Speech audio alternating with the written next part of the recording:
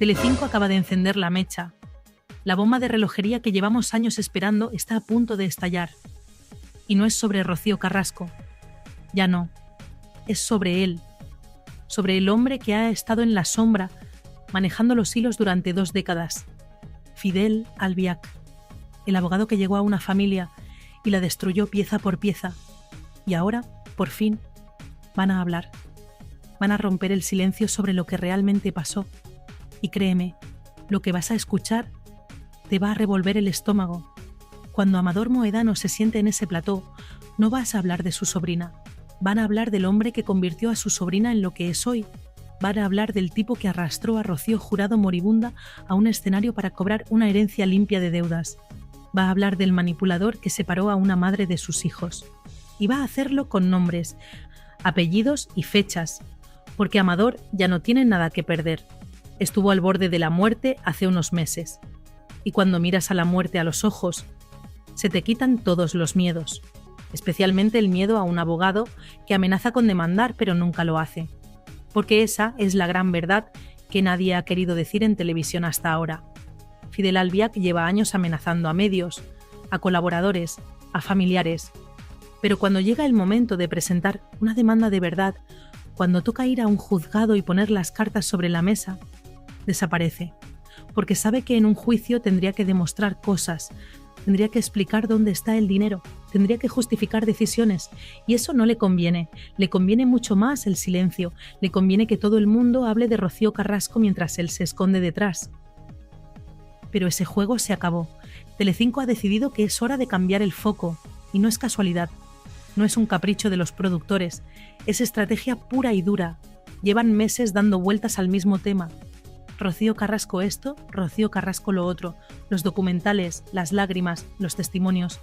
Y la audiencia está cansada, porque ya lo sabemos todo, ya conocemos su versión, ya hemos escuchado las acusaciones contra Antonio David 1000 veces. ¿Y qué más?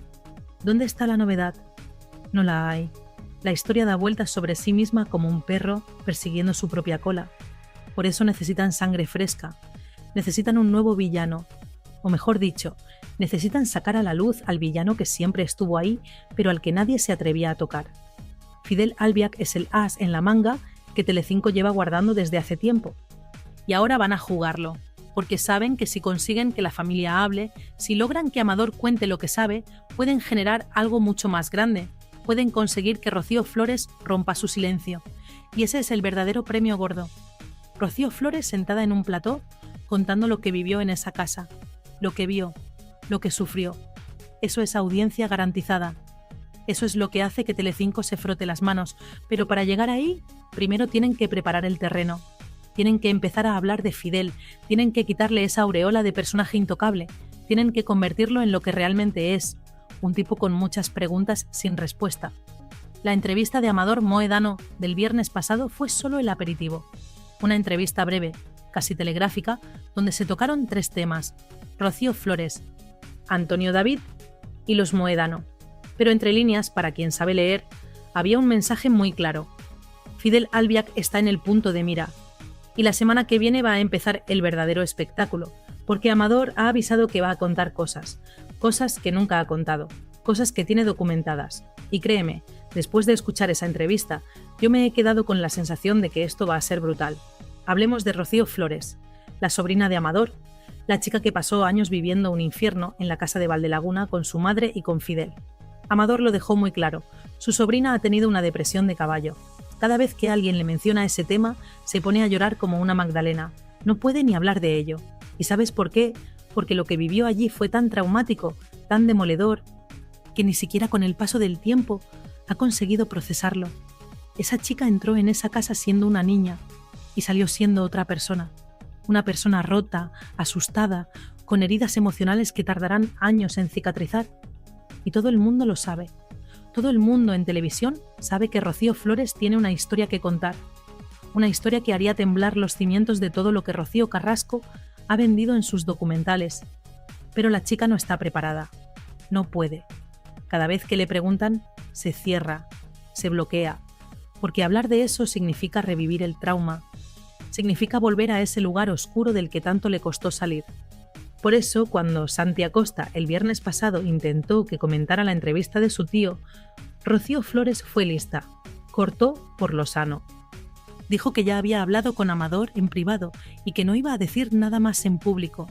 Y actuó bien, porque lo último que necesita esa chica es que la presionen para contar algo que todavía le duele tanto. Pero Telecinco no se rinde.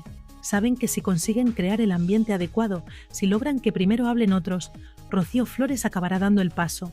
Es cuestión de tiempo y de estrategia. Por eso van a empezar por Amador. Amador va a contar su parte, va a explicar cómo Fidel entró en esa familia y lo cambió todo, cómo una Rocío Carrasco que antes era de una manera, de repente se transformó en otra persona completamente diferente. Y después, cuando el terreno esté abonado, irán a por el testimonio gordo, el de Rocío Flores. Amador fue muy claro en un punto, dijo que Rocío Flores nunca se ha hablado mal de su madre. Lo que ha hecho es lanzar reproches, y hay una diferencia enorme entre ambas cosas. Hablar mal es ensañarse, es atacar gratuitamente, es intentar hacer daño. Un reproche es señalar algo que te ha dolido, algo que consideras injusto, algo que esperas que cambie. Cuando Rocío Flores estuvo en Supervivientes y se echó a llorar porque su madre no le había llamado durante la pandemia, eso no fue hablar mal, fue decir: oye, me hubiera gustado que te preocuparas por mí. Es legítimo, es humano, es lo que cualquier hijo esperaría de su madre. Pero vivimos en la sociedad de los ofendiditos, donde todo el mundo se ofende por todo, donde no puedes decir nada sin que alguien salte diciendo que le has faltado al respeto.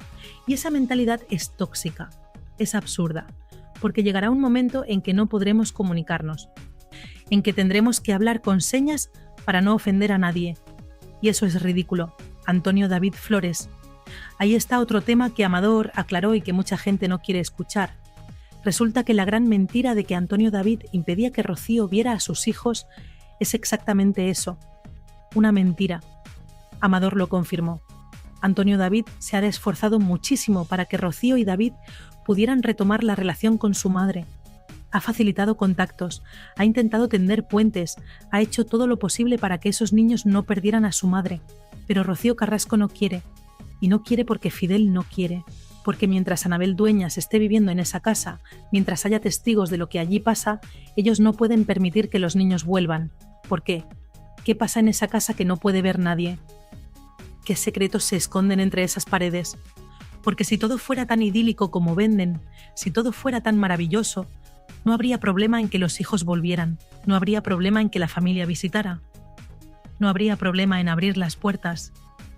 Pero las puertas están cerradas con llave y nadie puede entrar. Eso huele mal.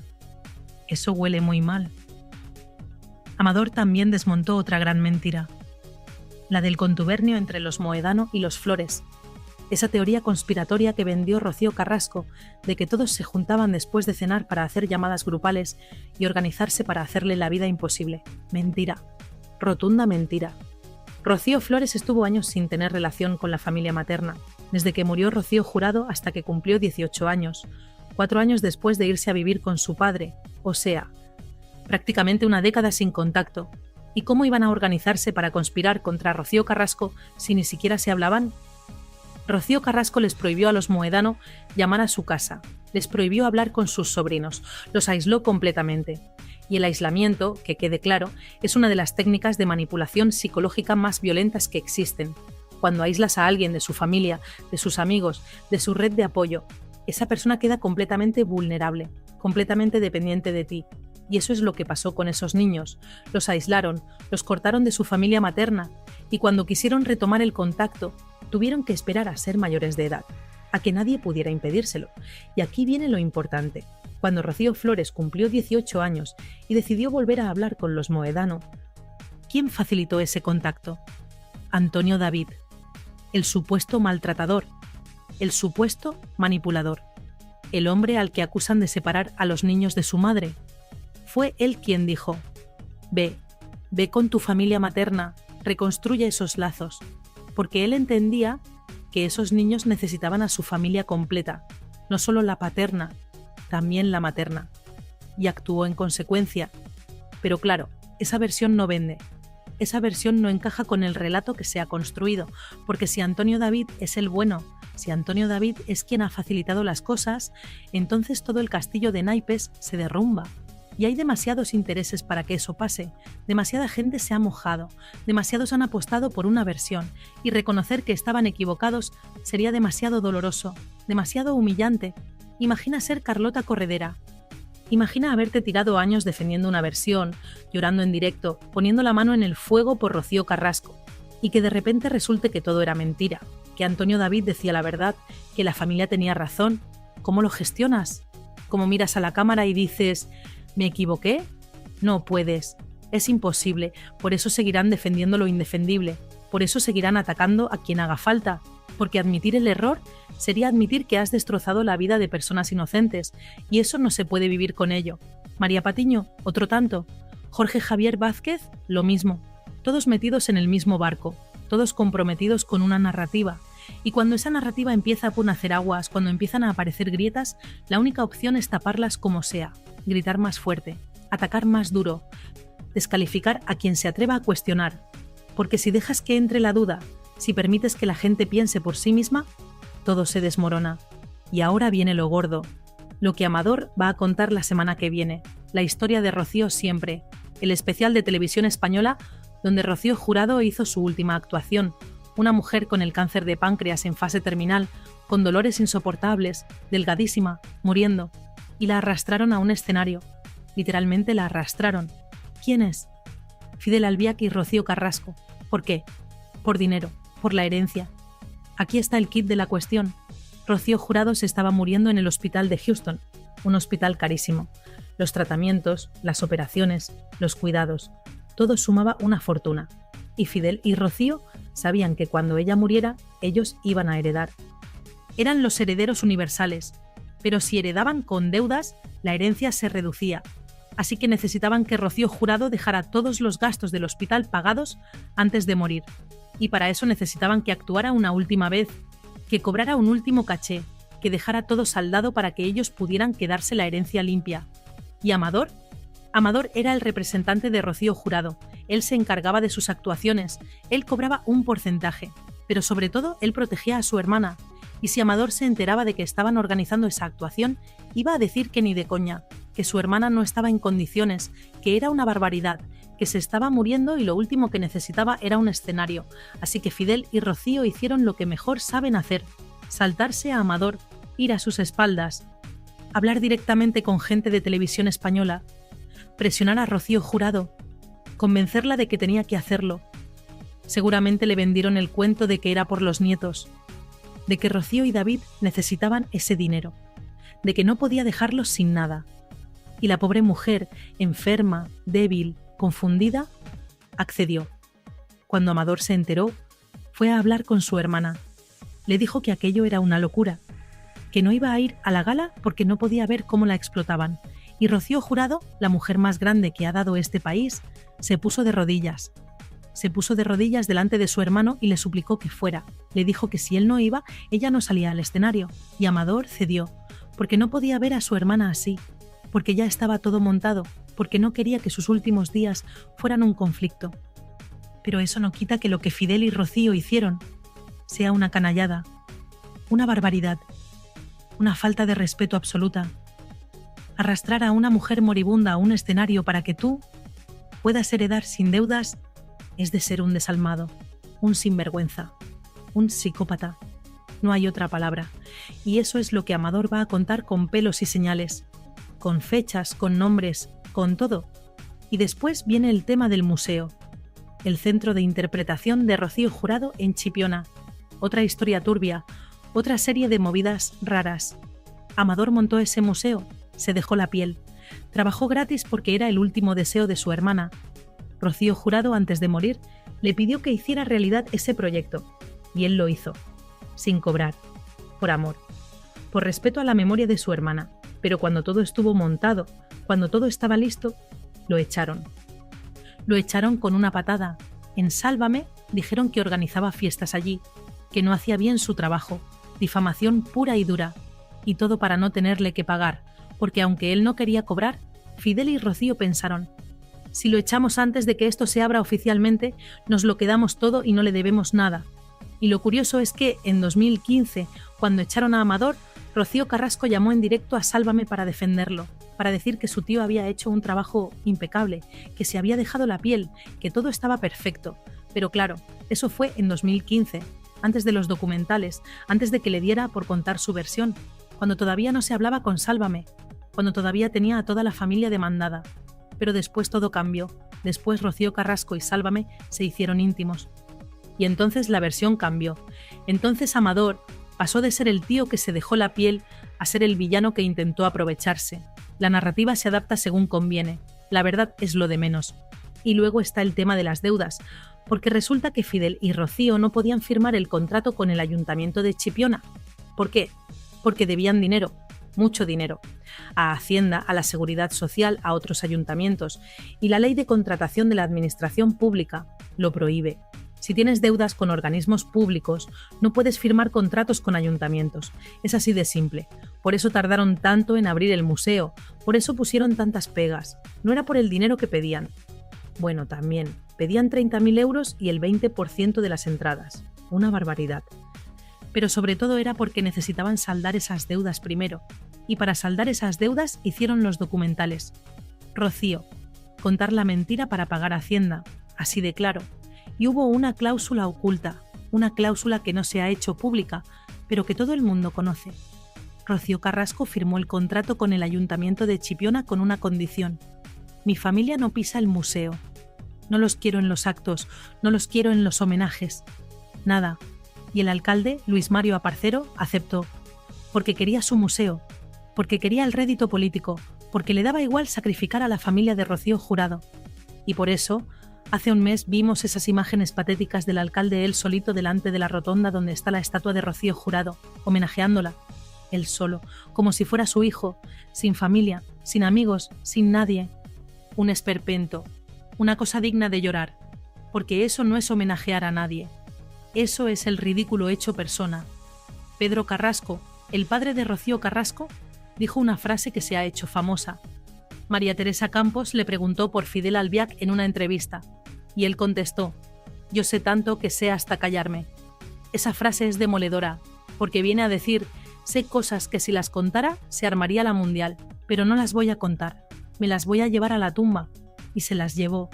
Pedro Carrasco murió sin contar lo que sabía de Fidel, pero esa frase quedó ahí, flotando, como una advertencia, como una pista.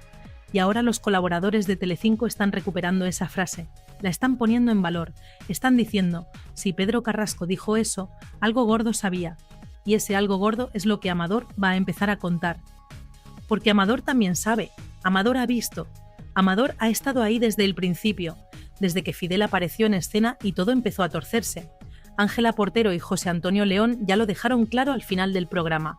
Aquí de lo que hay que hablar es de Fidel Albiac, porque el problema no es Rocío Carrasco, el problema es quién está detrás de Rocío Carrasco, quién la maneja, quién toma las decisiones. Amador dice que su sobrina era de una manera antes de que Fidel entrara en su vida, y que ahora es completamente diferente, que no la reconoce, que parece otra persona. Y Amador está convencido de una cosa. Dice que el día que Fidel no esté con Rocío Carrasco, ella volverá con su familia. Yo no lo tengo tan claro. Yo creo que si eso pasa, será por interés. Porque una persona que arrastra a su madre moribunda por un escenario por dinero, una persona capaz de eso, es capaz de cualquier cosa, incluido fingir un arrepentimiento si le conviene. Rocío Flores y David Flores tuvieron mala suerte con su madre. Esa es la realidad. Por mucho que se eduque a los hijos, la personalidad también influye. Rocío Jurado educó a Rocío Carrasco, le dio todo, le dio amor, oportunidades, una vida privilegiada, y aún así, Rocío Carrasco es como es. Porque a veces la genética pesa más que la educación, a veces hay algo roto por dentro que no se puede arreglar.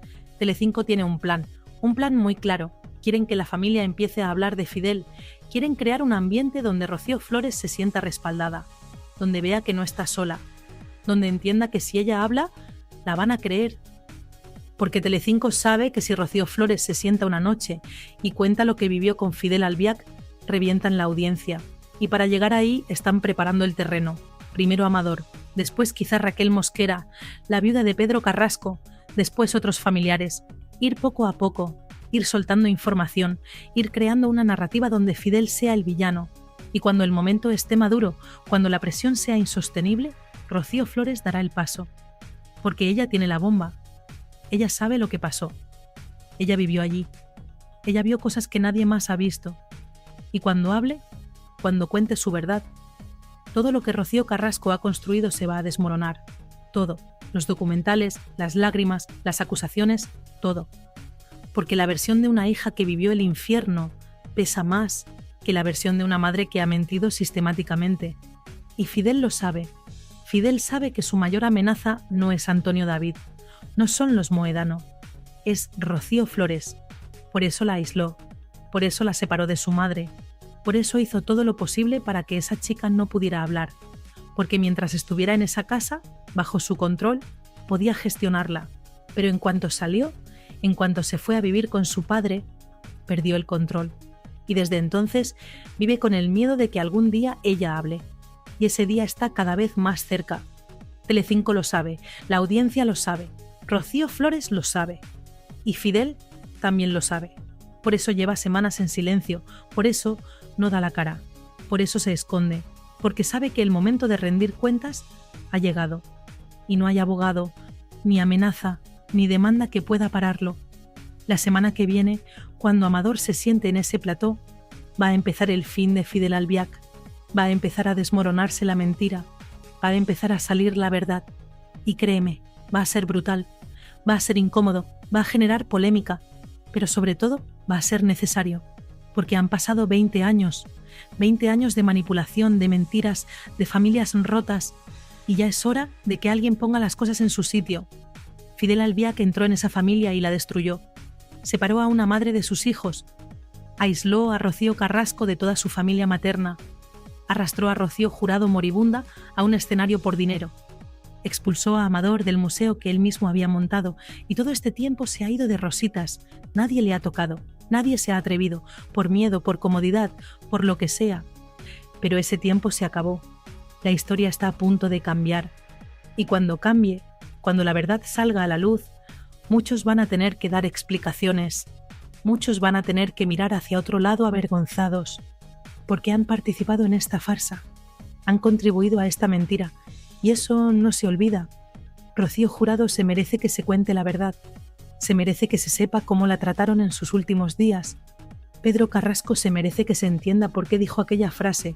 Los mojedanos se merecen que se les pida perdón por haberlos llamado jauría de perros. Antonio David se merece que se reconozca que no era el monstruo que pintaron.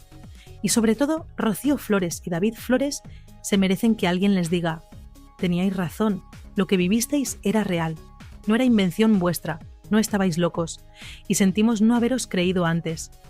Porque al final, de eso va todo esto, de creer a las víctimas, de darles voz, de dejar que cuenten su verdad sin juzgarlas, sin cuestionarlas, sin decirles que están mintiendo. Y durante años se ha creído a la persona equivocada, se ha dado voz a quien no la merecía y se ha silenciado a quien más tenía que decir. Pero eso está cambiando, lentamente, pero está cambiando. Y la semana que viene vamos a ver el principio del fin. Vamos a ver cómo empieza a caer el castillo de naipes que Fidel Albiac construyó durante 2 décadas. Y va a ser un espectáculo, va a ser incómodo, polémico, brutal, pero sobre todo va a ser la verdad. Y la verdad, aunque duela, aunque incomode, aunque destruya narrativas, siempre acaba saliendo. Siempre.